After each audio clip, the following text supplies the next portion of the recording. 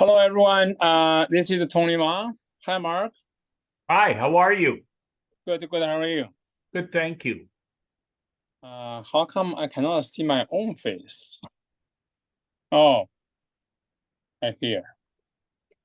So I just want to see that how am I looking? So let me start first. First of all, we have over 100 people join our meeting today. It's kind of disappointed to me because we can take 500 people. We have 1,900 agents registered in our company. I hope next time that we have 300 people, we can grow from 107 to 300 people.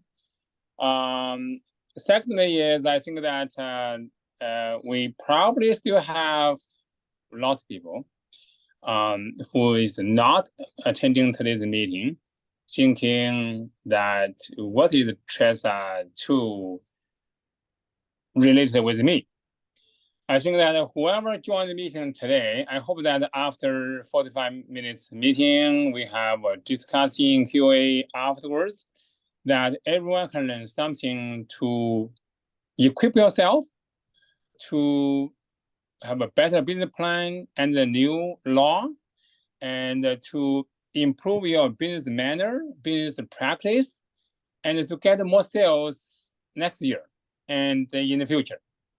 The reason I say that is, as the RECO's board of director back in 2016 to 2019, I was there to go through this REBA update to TRESA, and that they separated to phase 1, phase 2, phase 3.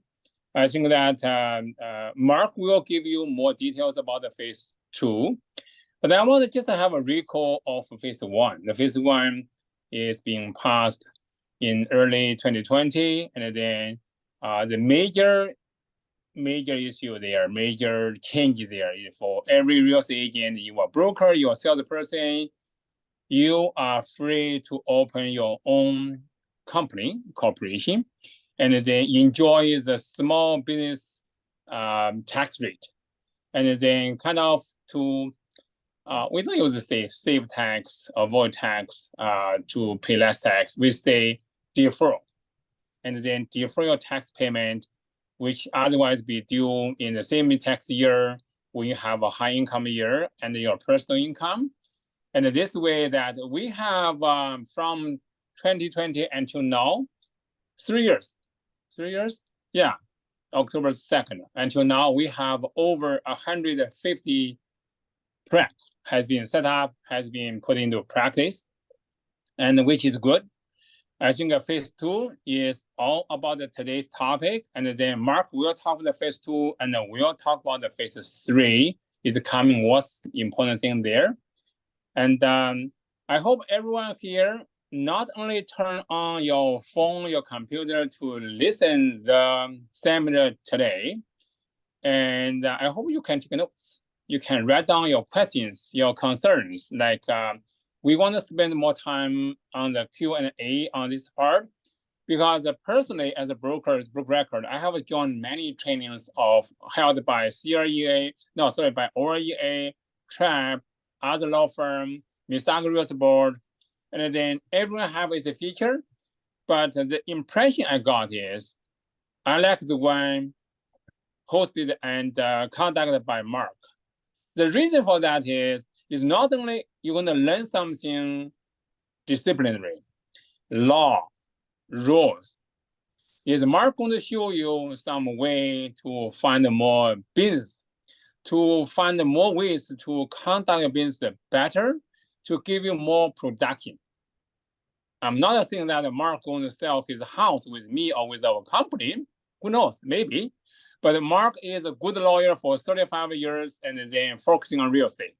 So with that, let us start with Mark's seminar. And end of the seminar, I'm going to jump in back again to say something about RECO penalty, TREB penalty, and then how can we avoid those penalties, and then is tough year like today, how can we make more business, avoid penalties? Thank you, Mark. You can start. Thank you very much, Tony. Scott, thank you for having me. Welcome, everyone. So I'll tell you a little bit about myself, and then we'll get started. I've also included some extra material based on a lot of questions that I received from agents. So I'm going to give that to you as well, and I'll be sending a copy of this presentation to Tony and Scott to share with you afterwards as well. So many of you may have heard me speak before. I've been a real estate lawyer for over 35 years. I've written best-selling books for real estate agents, buyers, sellers, and landlords. I've been a guest real estate expert on TV and radio. I've been quoted in all the national newspapers on real estate issues, and I've assisted agents with RECO complaints over the years. I'm very familiar with all the RECO requirements, and I'm a senior partner with realestatelawyers.ca LLP, and I continue to appreciate all referrals from your brokerage for your buyer and seller clients. These are the books. A lot of the material from today comes from my real estate agent handbook, but I've also added a little bit of tenancy rules from my guide for residential landlords in Ontario, and I'll tell you how you could order the books after the session. A little bit about our law firm. So we sign over 90% of clients in a Zoom meeting using DocuSign, so they don't have to travel to sign any papers, and I can close a real estate deal anywhere in Ontario. If the client is not comfortable on Zoom, we will drive to the client home to sign everything in person. We pay our sellers the same way we pay real estate commission. The first business day after closing, we do an EFT right into the bank account. There's no extra charge, and there's no hold, and no checks to pick up. And for buyers, we are the only law firm in the country that's a bill payment at all the banks. So what that means is that the same way you may pay a hydro or a phone bill online from your computer, you just add the company as a bill payment, buyers can actually add my law firm as a bill payment and pay us right from their computer, or they can go to their local branch because we have a trust account at every single branch. If you've done a deal with our firm, you get notified by email the minute the deal is registered, whether it's the morning, early afternoon. You don't have to wait till after 5 to call and see if your deal closed. The client gets a full report. We put a lockbox, our own lockbox, on every seller home, so it's easy to do a transfer of the keys at closing. And I'm always available to answer your questions by email. So earlier this morning, I had to review 2 status certificates so that buyers could make an offer without conditions today. Even if the buyer does not win the bidding war, I do not charge for this as a favor to the agents at your brokerage that refer clients to me. I can also answer any landlord-tenant question, and I do wills and estates. And when people ask me about our fees, I say, please go to our website because we have all-inclusive fees, and we're very transparent. Other firms may quote a fee, but then there's a whole bunch of extra disbursements they don't tell you about. We're very transparent about all our fees if you just go to our website. And if you have any questions, please, there's my email, mark@realestatelawyers.ca at the bottom for any question you may have. I wanted to start by just going through the changes to the foreign buyer rule because I get a lot of questions on that. So if you have a foreigner, they cannot buy, as you know, this year and next year in Ontario. However, if they're on a work permit, they are allowed to buy as long as there is at least 183 days left in their work permit at the time of closing. So even though a foreigner, they can buy a home to move into. However, they are still going to have to pay that 25% Ontario speculation tax on closing in addition to land transfer tax. So if this foreigner is on a work permit, they buy a $1 million property, they're going to have to pay extra tax on closing of $250,000. Now, if they become a permanent resident within 4 years, they can apply for the money back. As long as they're still living in the home, they have 90 days from becoming a permanent resident to apply for the full 25% back. Any questions you have on this, foreign buyers, please email me directly. So the top consumer complaints to RECO over the years, which they've tried to address, this was the #1 complaint that I put in an offer last night in a bidding war. I lost the bidding war, and now I see that I'm stuck with this buyer brokerage for 6 months, and this was not explained to me, and they will not sign a mutual release. That's the #1 complaint. Other complaints, the agent promises to do things and they don't do it. Next complaint, I bid against myself in a bidding war, or the listing agent client always wins the bidding war. The seller didn't disclose problems in the house, and my realtor didn't protect me. I didn't understand I might have to pay commission if I find the house after the agreement expires regarding holdover clauses, and the forms are too complicated to understand. So this is what, TRESA Stage 2 is designed to cover. As Tony mentioned, in Phase 1, which we already had, agents were allowed to incorporate. I've already helped almost 1,000 agents incorporate over the last couple of years. And you can now call yourself a real estate agent. That happened in Phase 1. So these are the major high-level changes that are going to start on December 1st, 2023. So this is high level, and then I'm going to explain further. There's going to be a new information guide to give out to a consumer before they make a decision on what they want to do. Eventually, this will replace working with a realtor. At the beginning, you may use both, but this is coming, this new information guide. As you may have heard, there will be no more customers after December the 1st. So once December the 1st hits, the person will be able to choose either they're going to be a client or they're going to be self-represented. They're going to be on their own. So I'll immediately address something. Let's say you sign a customer agreement today, and it's for 60 days. It goes past December 1st. That's fine. That's fine. You can sign agreements today that go till January, and they're still legal. Nothing's going to happen to them. It's for every new agreement after December 1st, we're going to move to these new forms. The second major change is designated agency. A lot of people don't understand this, but really for the public, this is what has been understood for many years. When you ask somebody, who's your agent? They usually just say one person. They don't say the whole brokerage, even though they may sign a listing agreement with the brokerage.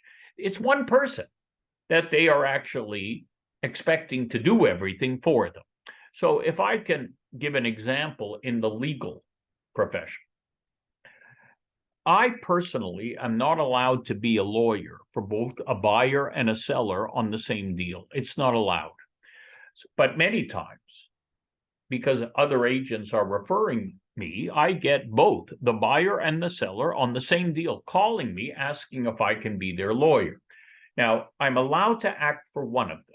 But what I can say to the second one is, if you like, I can have one of my partners, my lawyer partners, be the lawyer for the other one. So if I'm acting for the buyer, they're acting for the seller. And I treat my partner as though he's in or she's in a different law firm. And the clerk who works for me treats the clerk for my partner as though they're in separate firms. And everything is kept separate. So this is what designated agency is going to be, is that Tony, for example, could pick one agent and say, you are the agent only for the seller. And you're going to treat all the other agents in the brokerage as though they're other agents, in other words, from other firms. So it's just one agent representing the seller. And then let's say another agent in your firm finds a buyer. instead of having to deal with multiple representation of what you can disclose and cannot disclose and the consent you have to get, you could have another agent in the brokerage only represent the buyer. And so this way, there's no multiple representation. Each agent gives the full disclosure advice to their own client, and this can be done. This is actually a good thing. You know, when you think about it, two agents on the same team could theoretically act for a buyer and a seller as long as the brokerage assists to keep everything separate. Now, eventually, I see most brokerages actually moving to this designated agency, but it may take some time. And this is one of the reasons why the forms are not ready. So as an example, the listing form, today it might have, if you're on MLS, you know, and exclusive. Now, in the future, it'll say MLS exclusive, designated. So there'll have to be another section if you want to go designated. Many brokerages will just switch to designated. Some may not. Some may start out as a regular brokerage listing, but then switch with an amendment to designated agency. So we're just going to have to see, as brokerages get used to this, what they prefer. But I could see many switching to this designated agency. The next section is there'll be increased disclosure obligations for a listing agent. I'll explain that shortly. And then, of course, we're going to talk about sharing information in a bidding war, because that's a very, important topic and a big change. And then the new discipline process, where there's going to be increased penalties. I'm going to explain that as well. So that's a very high level on the 5 major changes. Now let's dig down and understand each change and how it's going to affect you. Don't be afraid, 90 new forms are coming, and yet many of them are going to be similar. They just have to add in things like for designated agency and other things, but it's not going to be terribly complicated. AREA's working on this. They're preparing videos for all the new forms that are coming out. So when you meet somebody, you're still going to have to ask them if they're working with another realtor, because the one provision of the Code of Ethics that's staying is you can't communicate to somebody else's client. So you have to still do that. But then you're going to have to send them an information document. You're going to have to give it out and explain it. Now, eventually, you're going to get it signed, and you should try to get it signed. But in the beginning, it'll be enough to just give it out and explain it to them. And it's a good document. It really explains all the benefits of why they should be your client, like their loyalty they get from you, their education, the fact that you're insured. And it also explains the risks if they do this by themselves. It's like they're going to court without a lawyer. So they really try, this document is trying to convince people they should be a client of yours. Now, it also says if they're self-represented, nothing is confidential. You're not going to hold anything confidential. So it really works against them if they're self-represented. And so eventually, you're going to try to get this signed as well, whatever they choose, whether it's a client or self-represented, you're going to try to get this signed.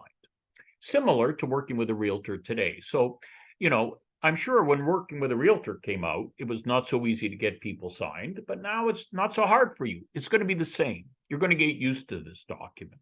And the good news is RECO is preparing a video to explain this document. So if somebody calls you a prospect and they want to meet you, you could just say, I'm sending you a video that explains this document, watch it, and then I can explain it to you. We can go over it together. So it'll be easier for you to explain this to them afterwards.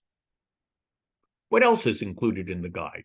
So the guide also will explain all the services that can be provided, whether it's a listing, whether it's with a staging, video, open houses, or if it's a buyer, the services that might go with hiring a buyer agent. So it's just going to explain the different types of services they might expect from a listing brokerage or a buyer brokerage. No different, frankly, from what they expect today. It also explains to them that they might pay, if they choose, a different commission, for example, if there's a brokerage representing the buyer, or let's say if you're in multiple representation or designated agency, or if the buyer is representing themselves. But it's important to understand here that also for a buyer, there may be differences in commission if the seller's paying you or if they're not paying.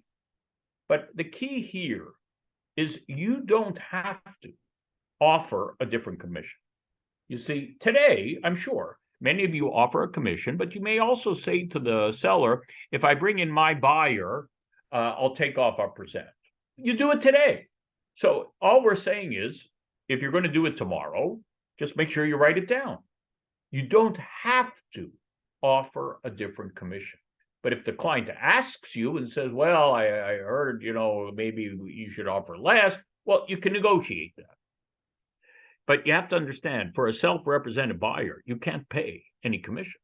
You see, today, if a buyer is your client, you can pay commission to the buyer. So you can cash back to the buyer because they're your client.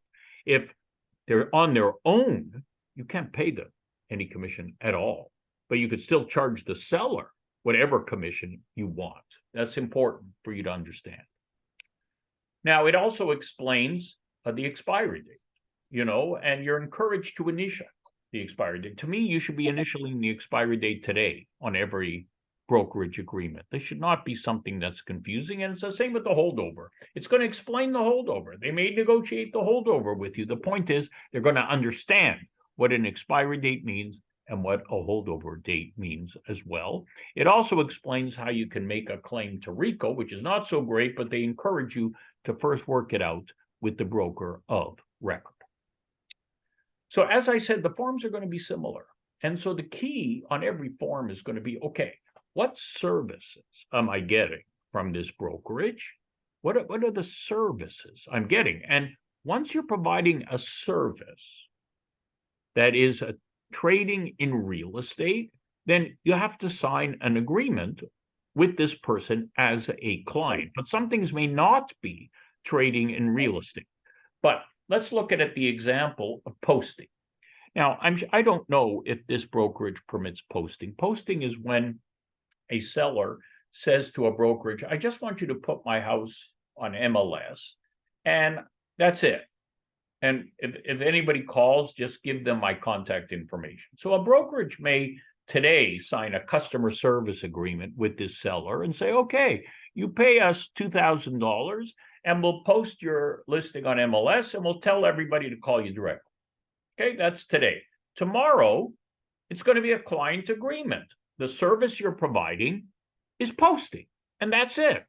You get paid for the posting, no commission. So you see, that's the exercise we're going to follow.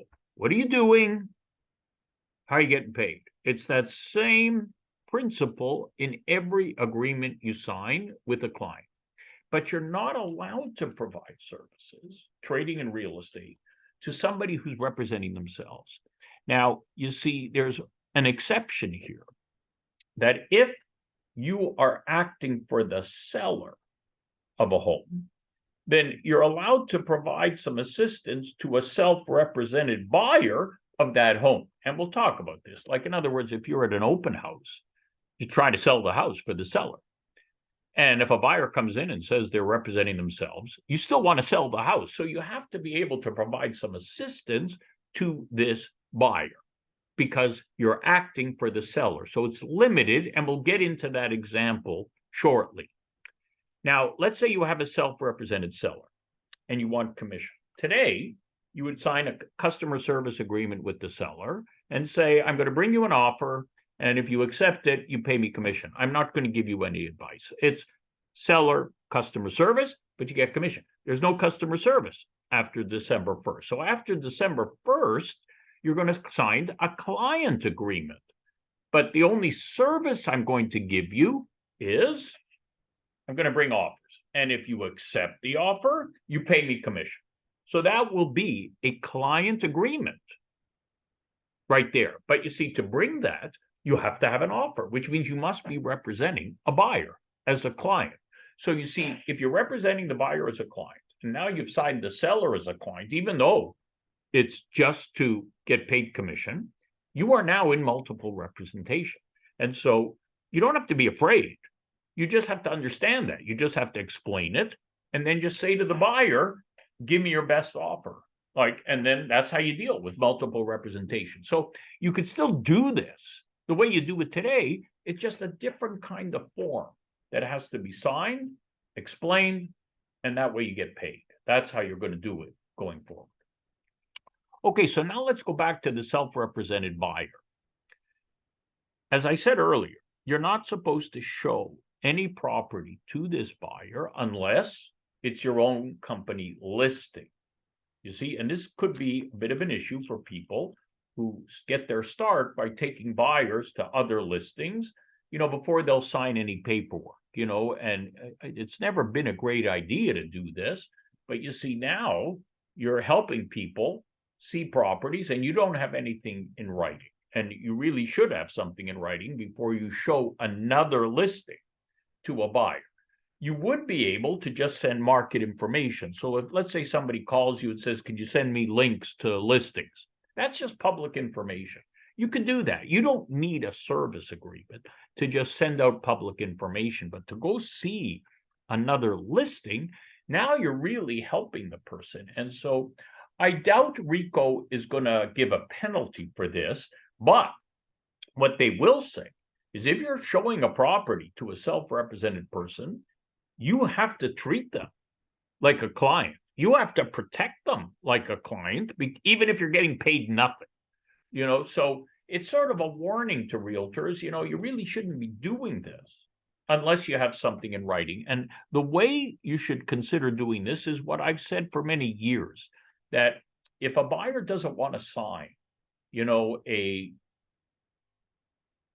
let's say 60-day or 90-day BRA, why not just sign a 24-hour BRA and just say, look, I'm going to take you to 3 showings today. And if you end up buying one of these houses you see today, I get paid commission. If you don't buy, our agreement is over tomorrow. And so to me, most buyers should be okay with signing that. And once they sign for 24 hours, then they see how good you are. Then it's easier to get them to sign a 30-day or a 60-day BRA afterwards. So that's just a hint to try to help you. You should, of course, try to get a 60 or 90-day BRA right away. But if they're hesitant, try to get a 24-hour BRA to at least prove to them how good you are. And don't worry, you're still protected by the holdover clause. So even though it's a 24-hour agreement, if they end up buying that house within 3 months, you're still entitled to commission. So now, let's say you're at an open house and a buyer comes in. So you should have this information guide, and you're allowed to provide some assistance. So what you should first do if the buyer comes in is maybe send them the link from RECO saying, here's an explanation of an information guide, watch it, then I'll go through it. So let's say you go through it and they say, we don't want representation, we're doing it on our own. Okay, fine. So you're allowed to give them assistance now. So what can you do? You can show them their property. So there's nothing wrong with showing them the property. Why? Because you're trying to sell it. But RECO goes further. So what you can also do is help them with the mechanics of filling out an offer. So what that would mean is, let's say you have a blank form, TREB or a REA form. You can include everything on the listing. So you can put the name of the seller, you can put the property address, the legal description, you could put the name of the brokerage for the deposit, you could put the chattels, fixtures, rental items, even Schedule B. Everything that would be in the listing, you could just have there on the table and just hand it to them and say, here, you can go fill this out yourself, you could get an agent, you can get a lawyer. So that is all things that they can do. You can do with the buyer. You can't write any clauses in the agreement. They have to do that themselves. So, but remember, you can only do this if you are representing the seller. You can't prepare offers for buyers who are going to other listings. It's only if it's for your own listing, you can help them this much. You can help them. So to me, when you go to an open house after December 1st, you're going to have these information guides available, and you'll have pre-printed offers that if somebody comes in and said, I want to be self-represented, you just give it to them and say, okay, go. You can fill this out yourself. You could go to an agent. You can go to a lawyer to fill this out and bring it back to me. Now let's go back to the open house. Same example. The buyer gets everything from you. They get the guide, they get the offers, and they say, no, I want to do this myself. Okay, fine. And you give them everything. But then the buyer says to you, wait a minute, isn't the offer presentation at 6 o'clock on a Sunday? Yeah, it's 2 o'clock now. And they say, where am I going to find an agent at 2 o'clock on Sunday to help me with this? And there's no lawyer except Mark Weisleder who will be available on a Sunday at 2 o'clock to help me with this offer. And that's true. So now what could you do? So could you say to this person, my colleague who's with me at this open house, they could become your agent for 24 hours and they could completely protect you with an offer. They'll be your agent only. We call it designated agency. And if you like, it'll be 24 hours. If you get the house, they get commission. If you don't get the house, you're finished. Or maybe you say, I could represent you. It's called multiple representation, but you're going to have to be my client for 24 hours. I can protect you. I have to explain some of the issues with multiple representation, but after 24 hours, you don't get it, you can walk away. And I believe many of these people will choose that. And so you still may be able to double end the deal, even with this person who says they are self-representing. So one question that I've been getting is, could you ask your seller to sign a direction that says that you're not to accept any offer from a self-represented buyer? In other words, because the buyer doesn't really know what they're doing, then you should not be accepting an offer from them. So I've asked that question, but really when you think about it, you have to present every offer to a seller. And I know many times I've had agents tell me that when they receive offers from other agents, they say, this agent doesn't even know what they're doing. And I'm sure you've experienced that yourself. So the fact is, you have to present all the offers to a seller. Look, if the offer comes in with a good price and a good deposit, you maybe just have to sign it back and fix it. And you're allowed to sign it back, counter offer, and send it back to the self-represented person. So always present every offer. The seller doesn't have to sign it back. They can just say, forget it. But you must present all offers. Now, some of you may act for builders at a builder sales office, and this new legislation is going to affect that as well. Because as you know, there are different kinds of agreements that you're going to have at a builder sales office. It could be a condominium where the buyer has 10 days to change their mind. And then with those, the buyer, even if they sign, they can go to a lawyer and check it out. There are other agreements like freehold where the builder gives them 5 days condition to check it out with a lawyer. But there are other builders with freeholds where there's no conditions. They have to sign it. And that could present a problem to somebody who is by themselves, representing themselves. So let's say a buyer calls to make an appointment with you. You'll send the link. If they're coming with an agent, you don't have to send the link. But if they say they're coming themselves, you send them with the link and explain everything. And the buyer comes in. Well, you'll explain the information guide, and they're going to say they want to represent themselves. Okay, now here, you can probably have to get them to sign the form that they understand what it means to be on their own. So they don't try to say you didn't explain it. They must sign that form.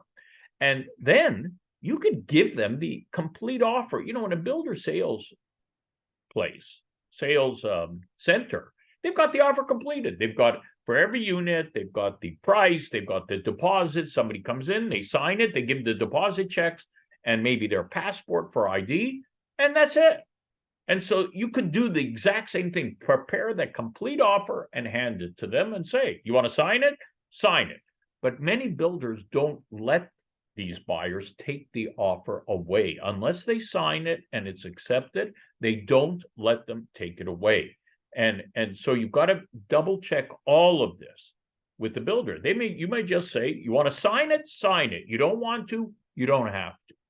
And so very important to me that they sign a piece of paper that clearly says that I understand, I'm on my own, I'm doing this myself. That's what you have to get. You're not acting for them, but you want to make sure they understand that. Now, there may be a schedule for the listing agreement that has like all the services that you're going to provide, whether it's video and everything else. If they have it, why not? Fill it in. You know, you want to differentiate yourself. Many of you do this already. You have a marketing package, you show every seller. These are all the services. Same with a buyer. You have all the services you provide for every buyer. So if there's room on the listing or BRA to put your services, do it.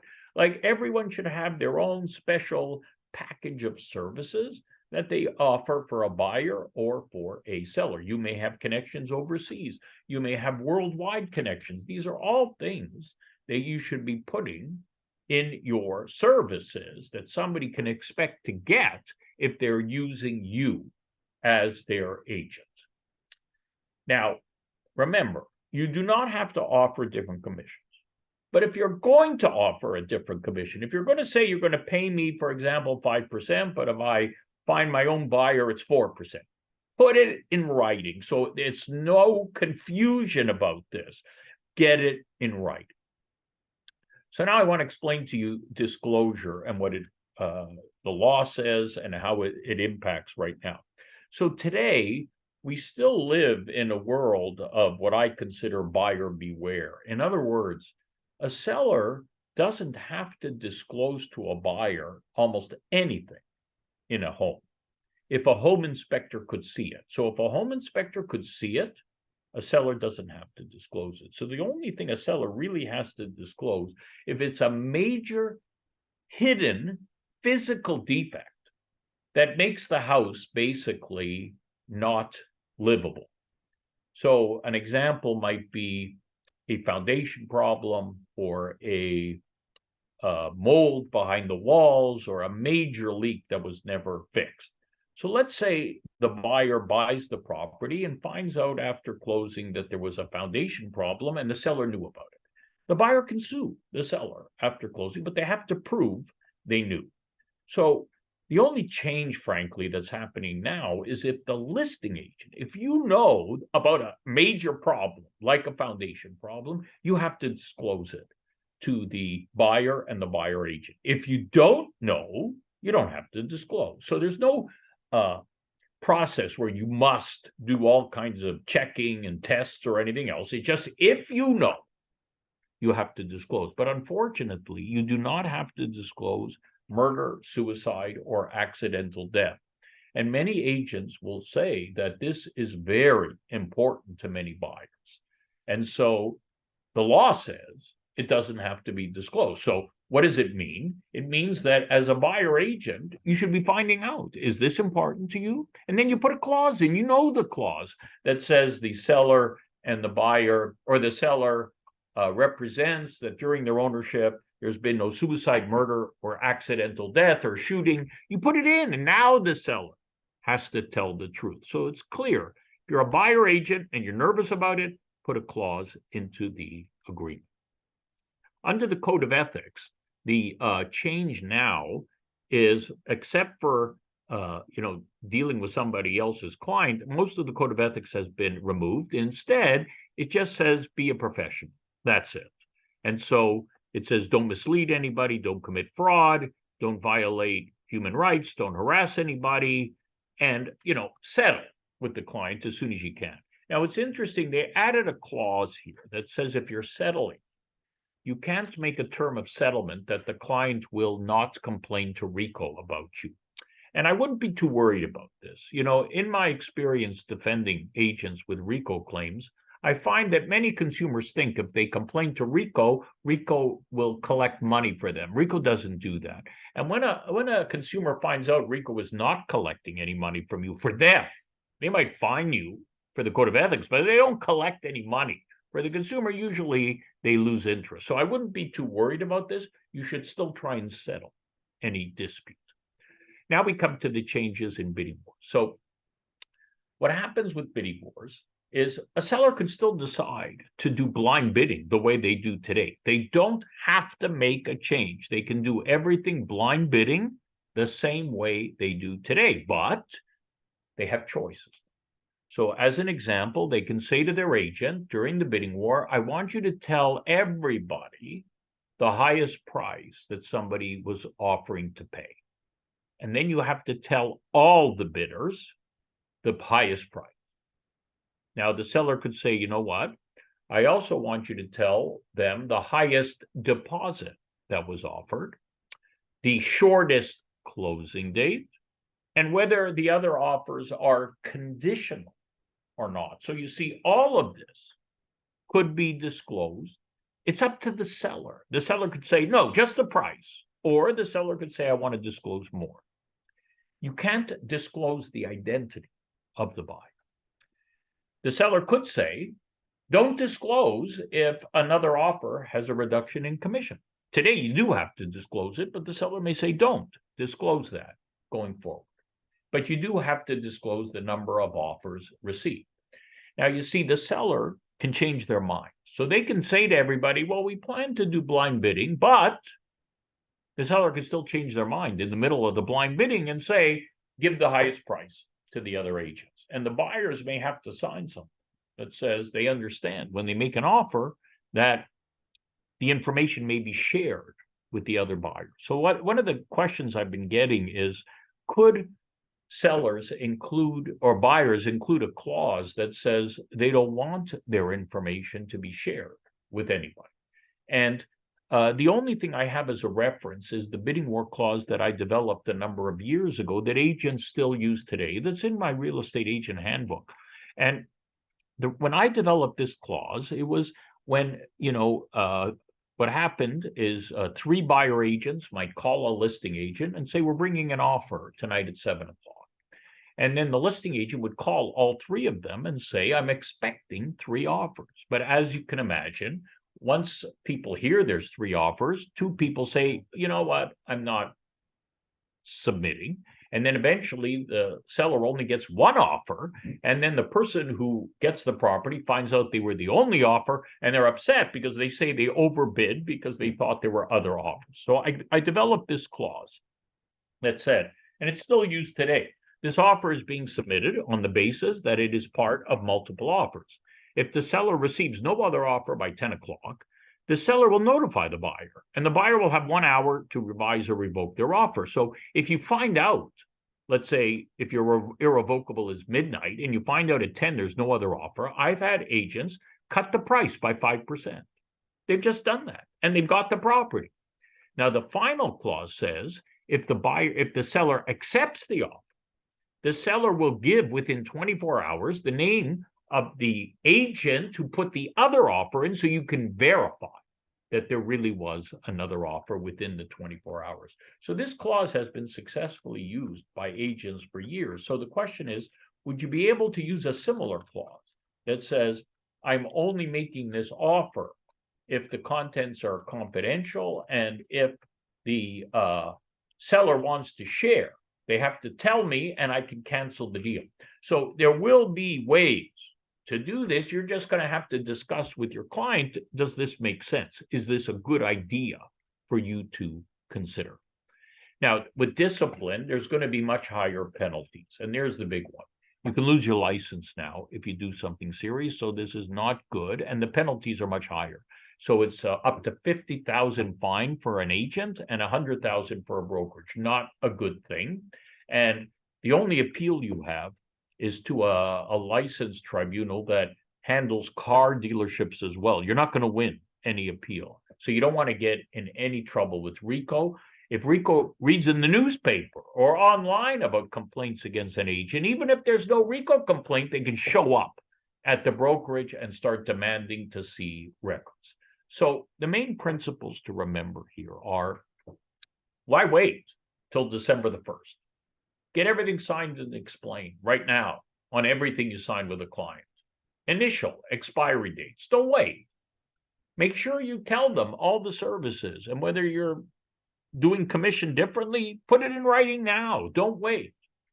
And if you're in a bidding war and the client changes instructions, make sure you get those instructions in writing, and always act in the best interest of your client.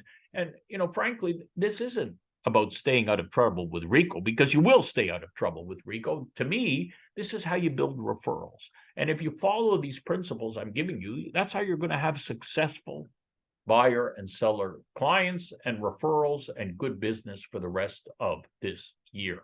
But remember, no sharing until December the 1st. So bidding wars have to stay blind bidding until December the 1st, 2023, or later if they extend. But based on everything I've heard, we're starting, no matter what, on December the 1st. Now, what's coming in phase 3? So once we get through phase 2, in phase 3, a good thing is a specialist designation. So in other words, you're going to be able to take courses, for example, and call yourself a condominium specialist or a residential leasing specialist, but you're going to take courses. It's not yet. It's coming in phase 3. A bad thing that may come is this cooling off period. So as I said earlier, the only cooling off period in Ontario today is if you're buying a brand new condominium from a builder, you have 10 days to change your mind. Okay, but the government has an idea that they want to give every resale buyer 3 business days to change their mind for any reason. So as an example, somebody makes an offer on the Friday before Labor Day for $1 million. They would have until the following Thursday to change their mind, and that's it. And to me, that would be a disaster for the industry, but they're doing it already in BC. BC is already doing this.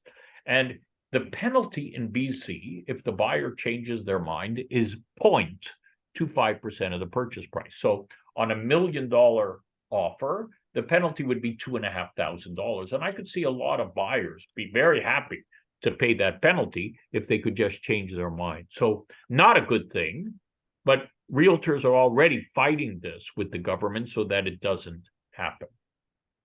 Now, I do believe that with a pre-construction freehold house, there should be a 10-day period as well. Maybe they'll do that instead.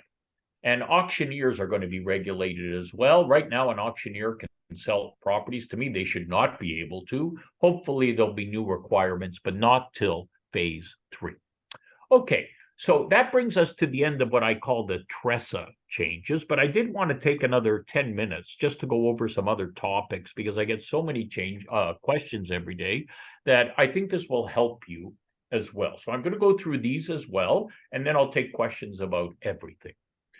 Okay, people ask me, what does time of the essence mean in a real estate agreement? What it means is that if you have a deal and it's conditional on a waiver being sent by 5 o'clock today, and you send the waiver at 5 minutes after 5, the deal is terminated. That's what time of the essence mean. Every time deadline matters, no exceptions.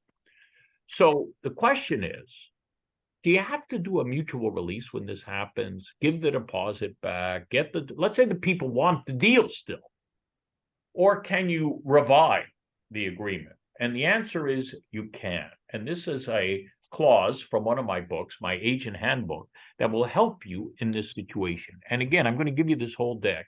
You can check it out afterwards if you're interested. So here it says the agreement was terminated because the condition was not waived in a timely manner. But the parties have agreed to novate. Novate means they're bringing it back. That's the legal language. So the parties agree. The purchase agreement is novated on the same terms. So we're bringing it back. We don't have to release it. First, you say the deposits are still credited to the purchase price. So we don't have to do giving back of the deposits. Now we fix it. All conditions in the purchase agreement are deemed to have been fulfilled. So you fix it. You just said we waived all the conditions. If you have to change the closing date because of a delay, you do it here. And then you say all other terms are the same. So with this amendment, you can actually fix the agreement. So if you want to do this, you can prepare it. You should have a lawyer look at it to make sure you don't make a mistake. Now, signing listings. So I did want to try to help you to make sure you always get the right people signing a listing. So first, you have to find the owner on title. Some people will look at a tax bill. Some will go to a Geo Warehouse and MPAC. Really, the best place is the title page. And you can buy one of these pages for 35 to 50 bucks on GeoWarehouse. This is the parcel. This is the ownership page. And right here, where it says owner's name, that's where you find the owner's name on title. That's what you put on your listing. This is proof of ownership right there. Anybody who's in that corner should sign your listing, or somebody has to sign on their behalf. So as an example, if it's a corporation, you got to find, a director or a president to sign for the company. Let's say the seller cannot sign anymore. They have dementia. So now you have to look for a power of attorney to sign for the seller. Let's say the seller's passed away. Well, you need a trustee to sign for the seller. So you're always starting with that ownership space. Now, let's say there's more than one owner on title. Okay, they either have title as joint tenants or tenants in common. So the main difference, as you may know, is survivorship. So what that means, if one joint tenant dies, the property automatically goes to the surviving joint tenant, automatically. But if they hold as tenants in common and one dies, the property goes to the estate of the person who passed away. So now let's give an example so you understand. First, where do you find it? You find it here, same page, under capacity, right here. So here, right here it says registered owner. So there must be one name here. But if it's joint tenants, it'll say joint tenants right here. That's how you find if it's joint tenants. So let's say there's two owners on title, a husband and wife, and they're joint tenants. And the husband died. So now the wife, B, is the only person who has to sign your listing. However, if you look at GeoWarehouse, it shows both names on title. It still shows both names because there's not a magic app that runs through title when somebody dies and deletes them. So title will still show both names, but only the wife needs to sign your listing. Only the wife needs to sign your listing. I will say that sometimes buyers will put the offer in both names because they don't ask. They just see both names on title. If that happens, you just cross out the husband's name, cross it out and initial, and just sign for the wife. You see, at closing, we correct it. So at closing, I will change title from the husband and wife directly to the wife, and then from the wife to the buyer. Now, let's say they're tenants in common. Okay, they're not joint, and the husband dies. So now, for your listing, you're going to need the survivor plus the trustee for the estate of the partner or the spouse that passed away. Many of you may use a power of attorney. You have to be careful. You should see the original and make sure it was prepared by a lawyer, and there should be two witnesses because title insurance companies are very suspicious whenever a power of attorney is used. And you will need some medical proof why the seller cannot sign. So personally, when people come with powers of attorney, that's my first question. Where's the seller? Well, the seller's in a home. Can the seller sign if I go there? If I send somebody there? They say, yes, but you have to go there. I say, I'd rather do that. I'd rather send somebody as long as the seller understands. Because with a power of attorney, the title insurance companies are extremely suspicious about a power of attorney. But if the seller truly has dementia and they can't sign, this is how you're going to do it. John Smith, the owner, by the attorney, maybe their daughter, Linda White, and Linda White signs your listing and the agreement of purchase and sale. Now, let's say Linda signed today, the agreement of purchase and sale, and you're closing in January. But then next month in November, John passes away. Well, now the power of attorney is void. Linda cannot close the deal because the power of attorney is no good anymore. You'll have to go to the will and deal with John's estate to sell this property. Many of you have acted for an estate. You got to make sure that the trustee has been appointed and all the trustees sign your listing and the agreement. And that's how you write it. The estate of John Smith by the trustee, Linda White, and Linda White's. So this is just to help you. This all comes from my real estate agent handbook, but it helps you a little bit to deal with this. Now I wanted to say something before we finish about tenants, because it's almost impossible today to sell a home occupied by a tenant. Tenants are terrified.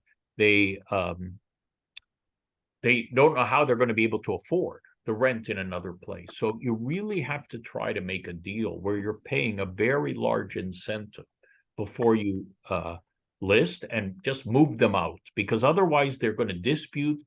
Hearings are taking a year. Buyers can't extend that long, and it's a disaster. So, but let's say you can't make a deal with the tenant. Well, you have three potential buyers for this condo. Let's say it's a condo with a tenant. You have three potential buyers. Let's say it's an investor and the tenant is paying very good rent, so the buyer will accept the tenant. That's the best result for you. Let's say it's a different situation. This buyer's paying way below market rent. So the buyer says, no way, I'm not accepting this tenant. I want vacant possession so I can fix it up and triple the rent. Well, that's going to be hard because it's not legal, but it's still a possible buyer. The third buyer is, typically, the buyer or their child is moving in, and so they want you use the family reason and give the notice to the tenant. So those are the three situations you're going to have. Okay, so let's say the buyer accepts the tenant. That's the easiest and the best result. Just say so in your contract. The buyer agrees to accept the tenant, and the seller will provide something in writing from the tenant that says, this is the rent I pay, and I have no claim against the land. But you should also say that the landlord will give a notice to the tenant that all the future rent should be paid to the buyer, and they should also give the buyer the email and phone contact information of the tenant so they can contact them after closing for the rent. So these are the clauses you add to the agreement of purchase and sale, and that's the best result. Now, let's say we have the buyer who says, no, I want vacant possession because I want to triple the rent. Well, this is a problem because it's not legal.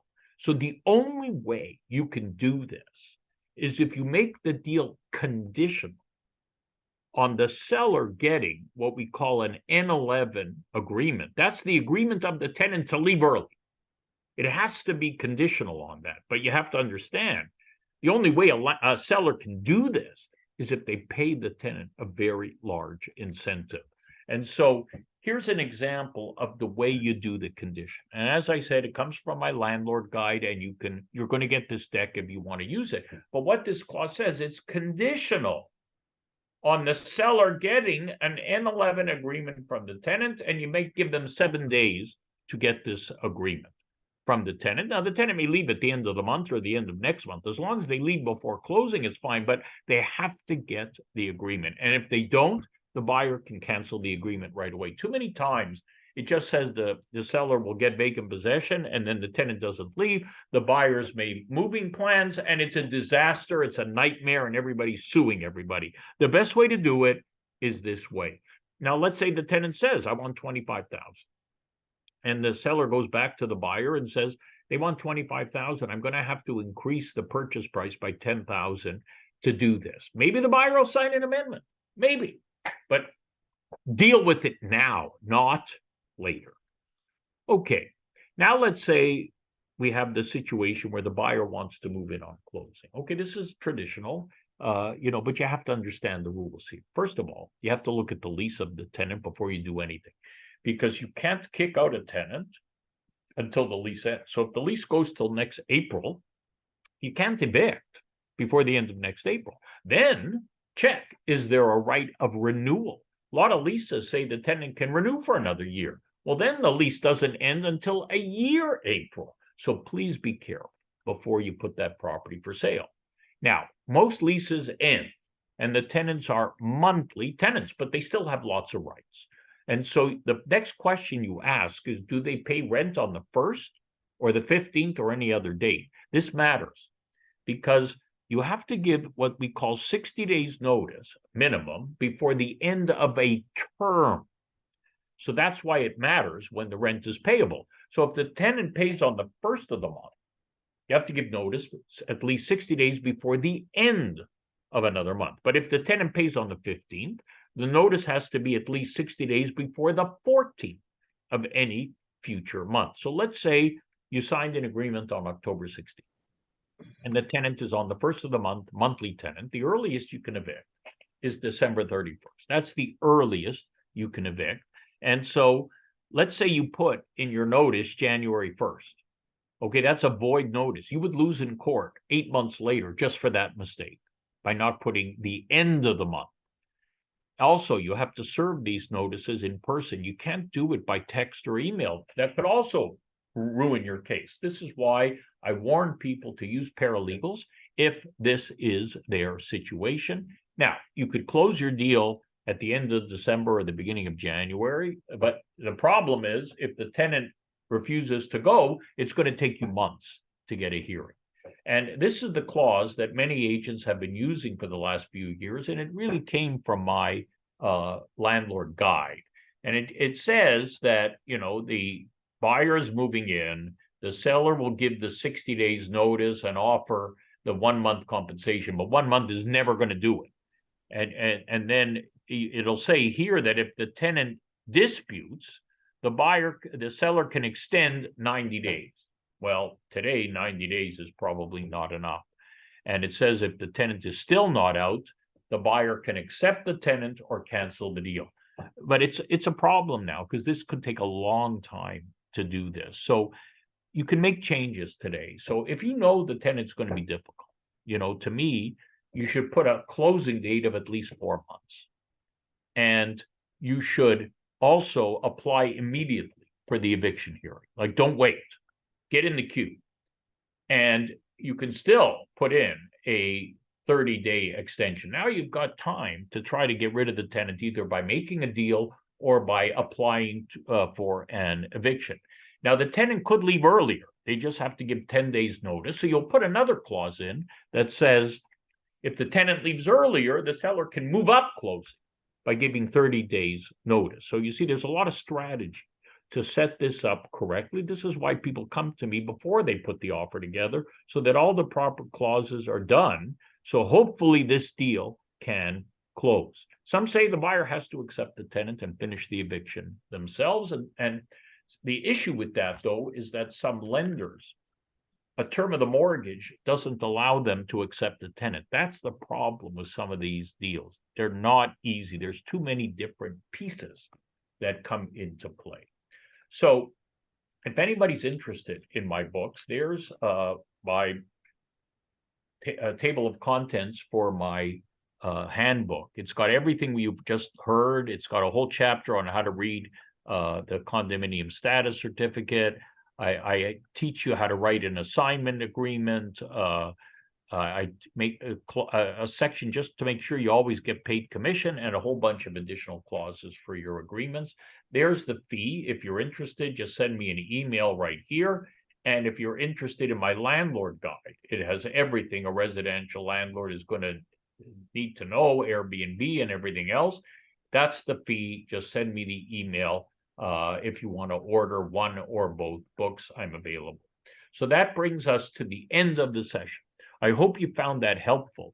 So now there's my email. If you have any questions, mark@realestatelawyers.ca. So I'm going to stop the share and I'll be available now, Scott, if people have any questions.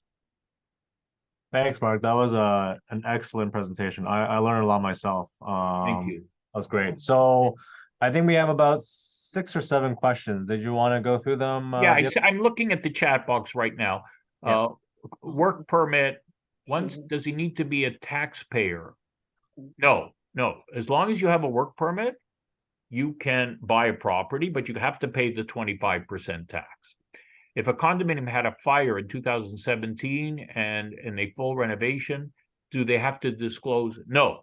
If everything was repaired, like a major leak, let's say there was a major leak 5 years ago, but it was repaired completely with insurance, and the seller had no more problems, it does not have to be disclosed. Where does the co-op commission pay out to if the buyer is self-represented? There is no co-op agent. You see, if the buyer is self-represented, you should get the whole commission. That's why it's clear in your commission agreement. You get paid all. Now, if the buyer says to you, well, what happens if the buyer is self-represented? I don't want to pay you full commission. Okay, you could agree to take less, but you don't have to offer it less. I hope that helps you. Owner change name. Name is different from what is on title. So a lot of times people take title in their maiden name and then they get married. And so what name do you put on your listing? To me, whatever name you can get for FinTrack, that should be on your listing. I personally say try to put the name on title because it's easier because that's what buyers are looking for when they're preparing offer. If the condo is not under rent control, yes, if the building was built after November 15th, 2018, you can raise the rent as much as you want. You have to give a different form, N2, and give 90 days notice and only raise the rent once a year, but you can raise it right up to fair market value, even if it's a 10, 20, 30% increase. Buyer name change, seller refuses to sign amendment. What would be the best practice to proceed on that situation?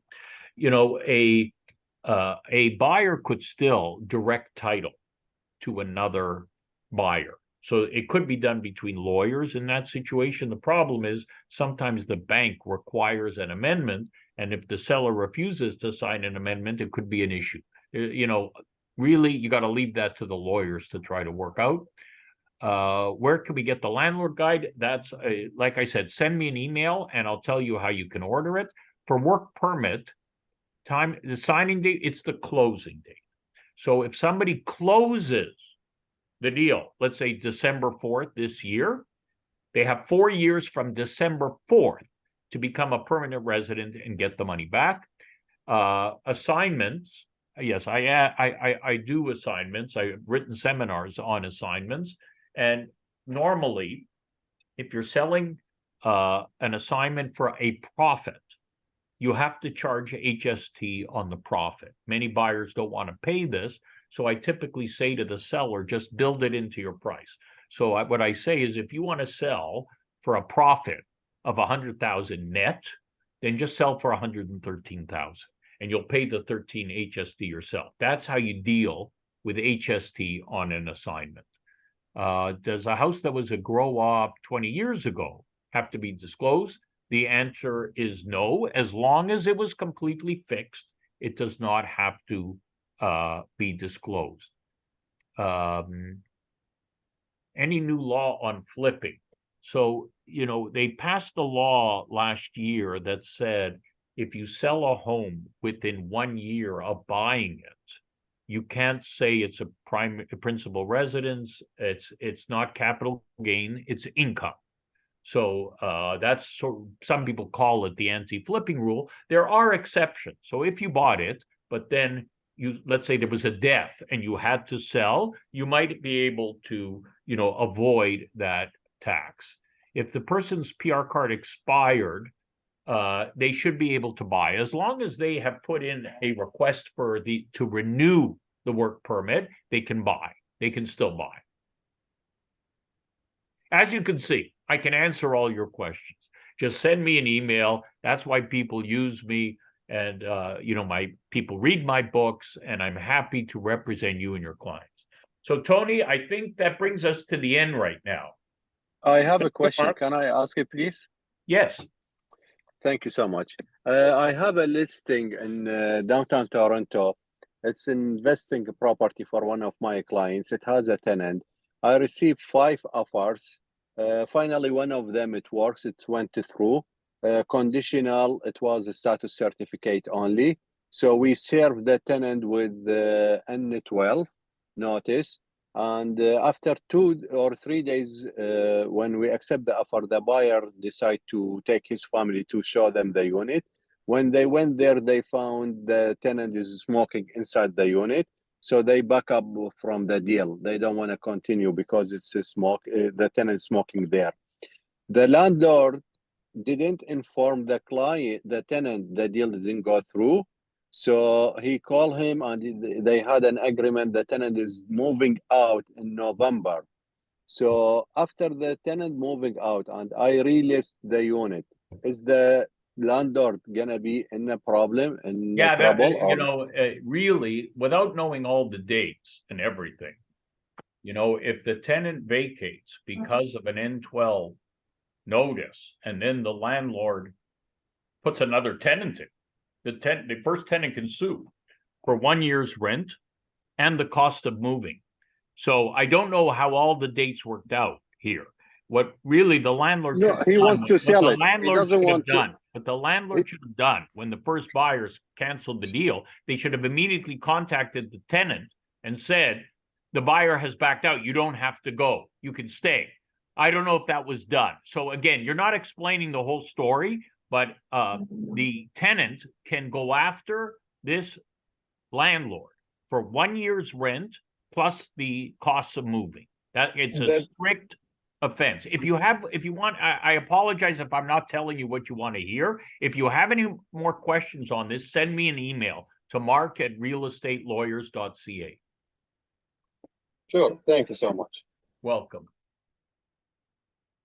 Hi, Mark. One question you answered before. I think that the other question I was involved, meaning if a person is holding a work permit today and he is buying a pre-con project, the pre-con project will close 3 or 4 years later, let's say. Now, at this moment, he do have a work permit valid for 3 years. And he went to one of the lawyers. Lawyer said that you must have a valid work permit at the time of closing.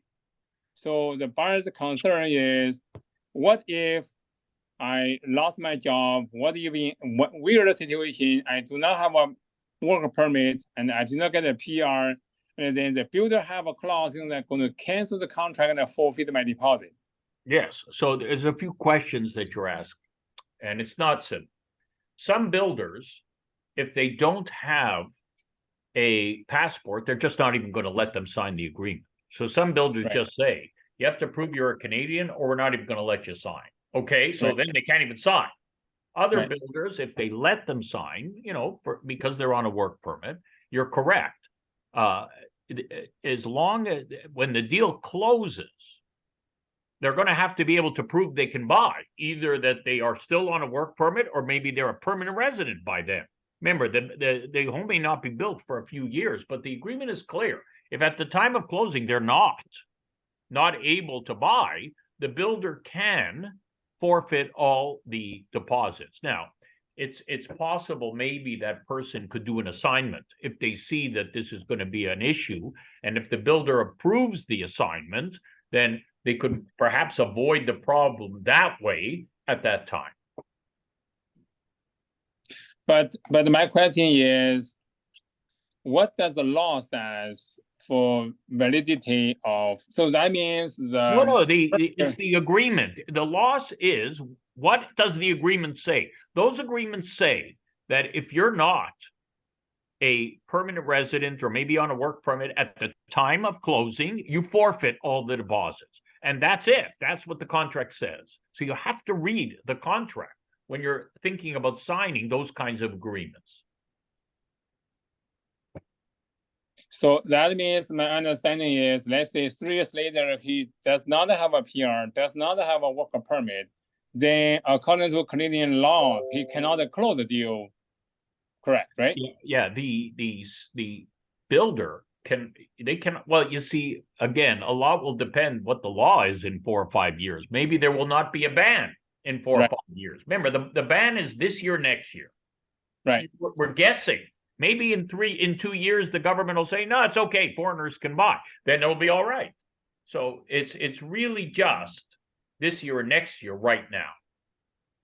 Great. Thank you, Mark. You're very welcome.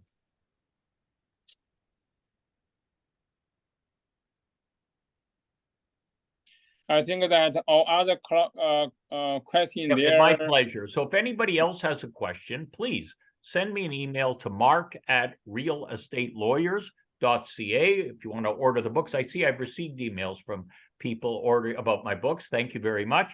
And I'm happy to answer any questions and help any of your clients. So thank you very much, everyone. Thank you. Just for everyone's knowledge that Mark is our company's preferred lawyer, and his information, email address, phone number is all posted on our website, the first page, and everyone can learn there. And also, when Mark shared this slides to me today, I'm going to share part of it, a few pages with you in a few days. I just want everyone to digest, to learn, and then to use this information for the benefit of a business.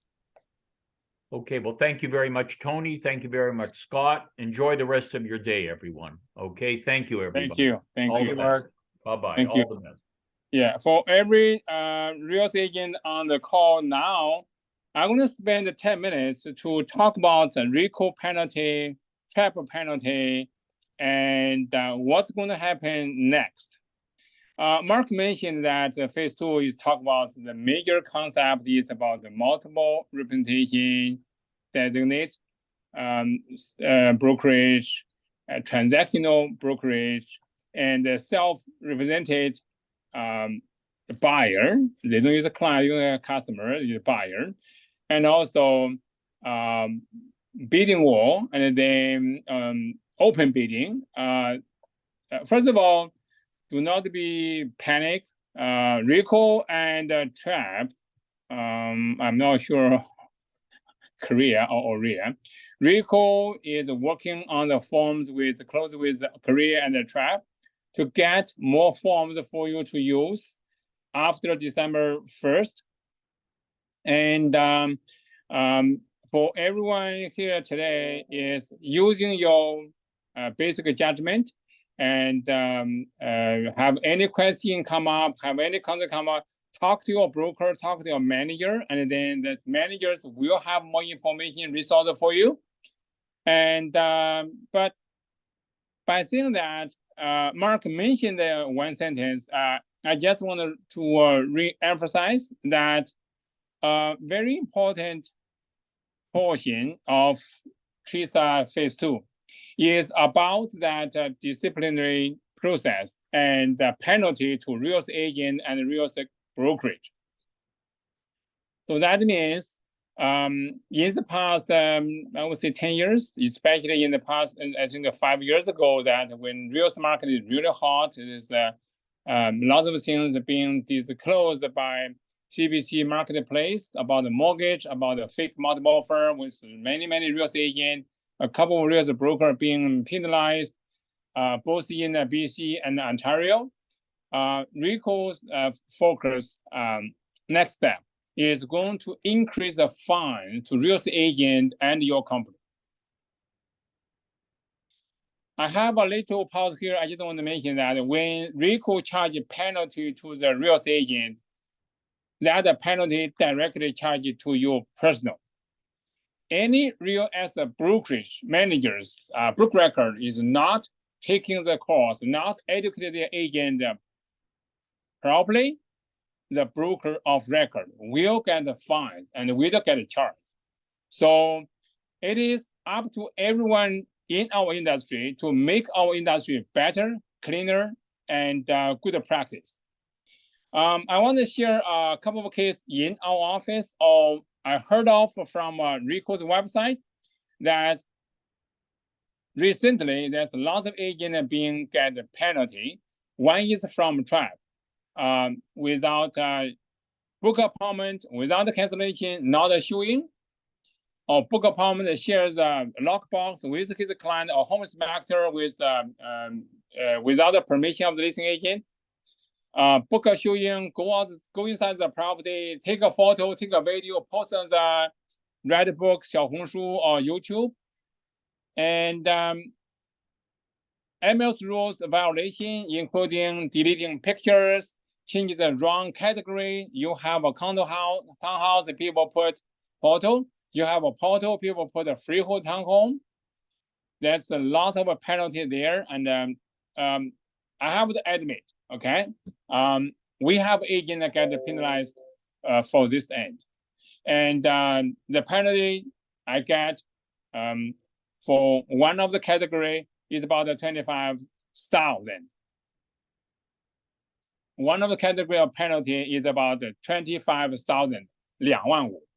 So make sure when you practice real estate, upload the listings, bring offers, make sure you use the form 820 or 822. Basically is seller property information statement. And then that form, you do not need seller to sign. You do not need upload to MLS listing, but I want you to go through that form every listing you're going to sign up.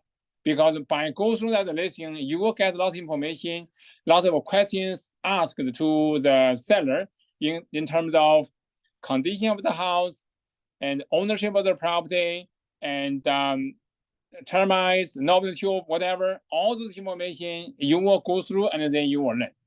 We mentioned one clause in that Mark already mentioned, that as a real estate agent, you have to disclose the defects of the property you cannot see by your naked eye. That's latent defects. As a real estate agent, you got to disclose. So how do you protect yourself? How do you make sure that you are covered?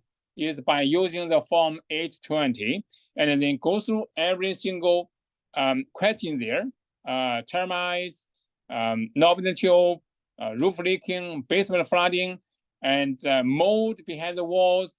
Those information all there. As long as you go through the question, at least you got yourself covered. You ask the seller lied to you, or seller did not tell to you, then that is their problem. That's not your problem. Same thing with RECO, that when you practice real estate as a buyer agent or as a listing agent, make sure you follow the basic steps. And then make sure that if you are not too sure about anything, talk to your manager, talk to the broker record, and then let the broker record take the responsibility to help you. And do not do it without consulting a manager or broker, and it end up you get a big trouble for yourself and for your broker. Okay, from here on, we're going to share a couple of cases to our office agent, and then we're going to let our agent to learn this program and then try to avoid the troubles. Okay, Akash asked me the form number. The form number is 820 or 822. One of the form is for condo, one of the form is for freehold. Okay, and I think that I will stop here. If you have any questions, I don't think there are any questions directly to me. Yeah, someone asked Mark have a book regarding the clauses for rebuild the house. We have that clause. Our manager have the clause. We can help you on that. The form I mentioned before is 822 or 820. You can use that form to go through each property with each seller. Okay. It is almost 1.5 hours. Thanks everyone for joining the meeting today. I hope that everyone learned something to use and for your daily practice. Thank you all.